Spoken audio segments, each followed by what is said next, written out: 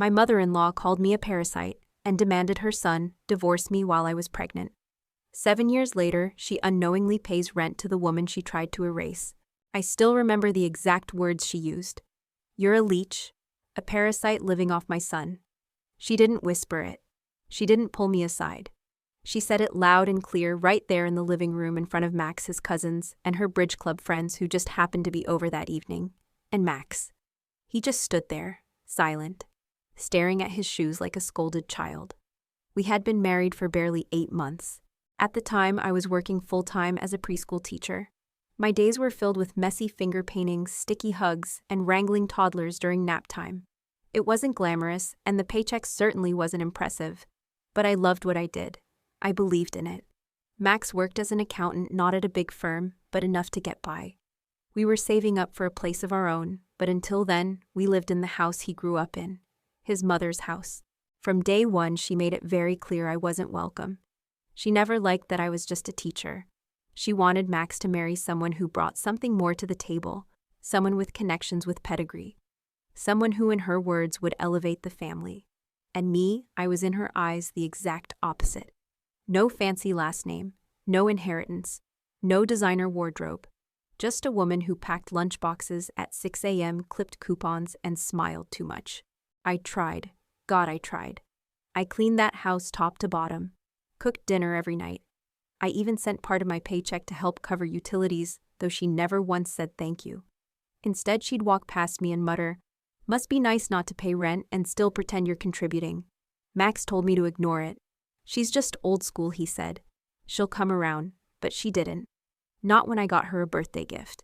Not when I decorated the entire house for Christmas. Not even when I took care of her during a flu that kept her in bed for a week. And then came the moment that broke everything. I found out I was pregnant. I was terrified, but excited. I wanted to believe a baby would bring us closer together. That maybe, just maybe, she would soften. Instead, when Max told her over dinner, she didn't even blink. She looked at him and said, "You need to divorce her. I'm not taking care of your mistakes. You want to ruin your life?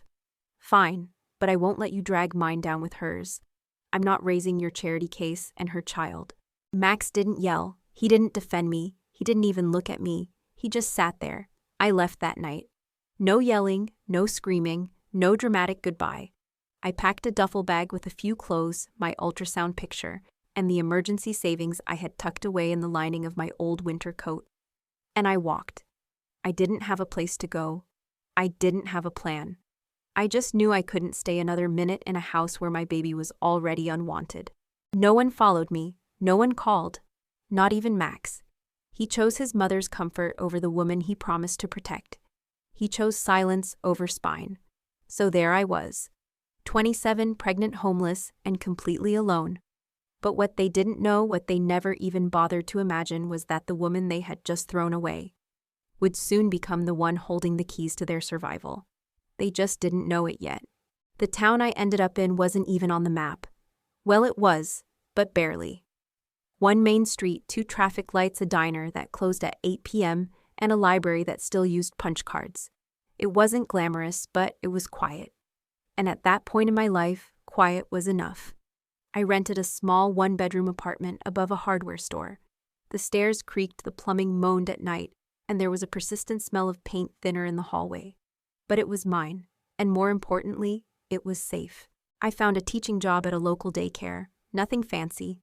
The pay was low, the hours long, but the children, they reminded me what love looked like when it wasn't conditional. I worked through my pregnancy, no maternity leave, no baby shower, no husband rubbing my feet at night. Just me and a tiny heartbeat growing stronger inside me. When Liam was born, I cried. Not because I was scared, but because for the first time in months, I felt like I had something. Someone. A reason to keep going. Liam was my fire. When he was 3 months old, I started taking on tutoring gigs in the evenings. Mostly middle school math, sometimes SAT prep. I'd hold him in one arm and scribble equations with the other. Some nights, I barely slept. I drank instant coffee, ate off-brand cereal, and recycled every plastic container I could find. But I was saving. Every single penny.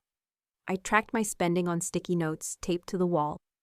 I knew exactly how much I had to earn each week to cover rent, diapers, formula utilities, and still put $30 into a growing envelope labeled someday. And then I met Mrs. Carter. She was in her late 60s, owned a few rundown rental units around town, and had a reputation for being blunt but fair.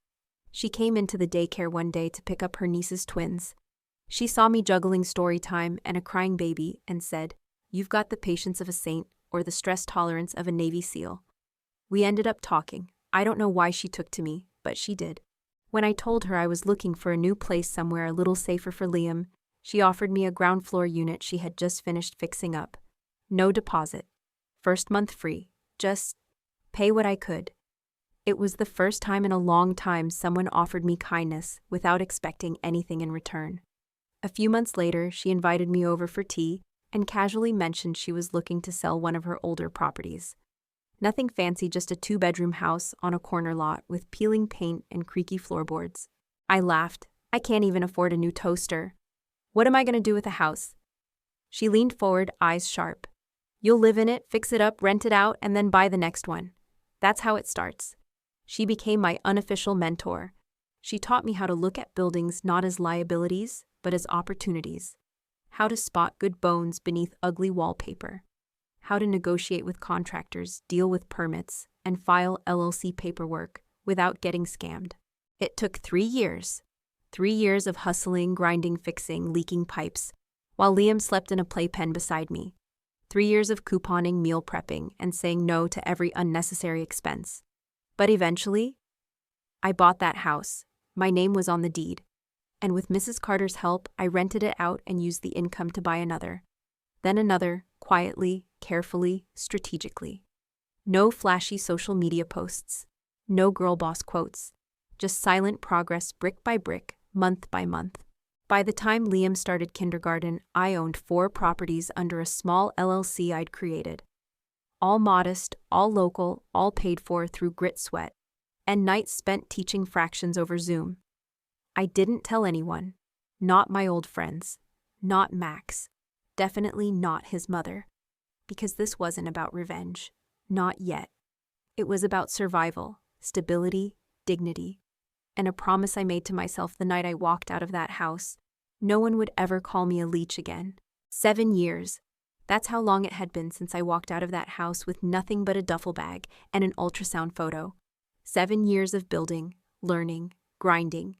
And now I had 6 properties under my name, a growing waitlist of tenants, and a son who made me breakfast every Mother's Day with a sticky smile and burnt toast. I wasn't rich. Not by Instagram standards. But I had stability, freedom, peace. And then one Thursday afternoon my phone rang. It was Thomas, my property manager. He handled most of the day-to-day now. Tenant applications, maintenance, rent collection. He sounded hesitant. There's an older woman standing outside the Willow Street property, he said. She's crying. Says she doesn't have anywhere to go. Asked if she could apply to rent it. I paused. That house had just been vacated the week before. A perfect 2-bedroom with new plumbing, a freshly painted porch, and a small garden out back. I had planned to raise the rent slightly for the next tenant market. Rates had gone up. Thomas continued.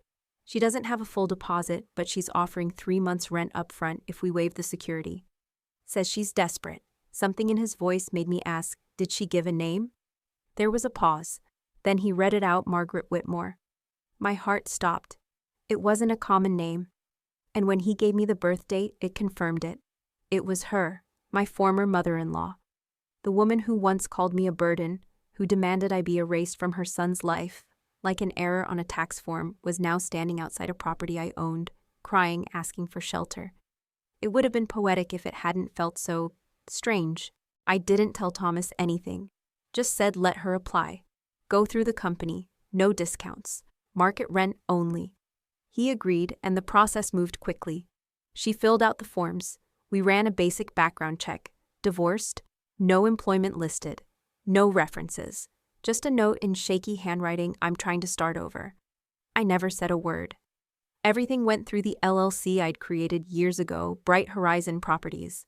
My name never appeared on a single document. She moved in 2 weeks later. I didn't visit, didn't inspect, but I watched the security footage when Thomas uploaded it to our portal.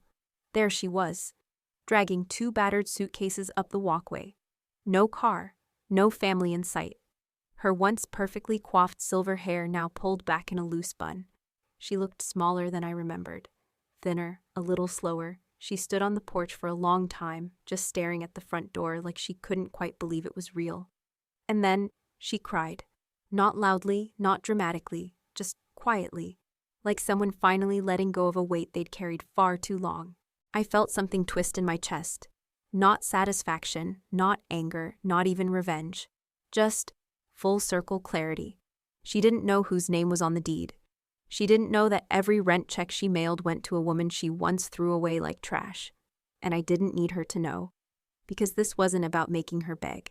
It wasn't about rubbing anything in. It was about this: every single dollar she paid was paid to the woman she called a leech. And I never had to say a word.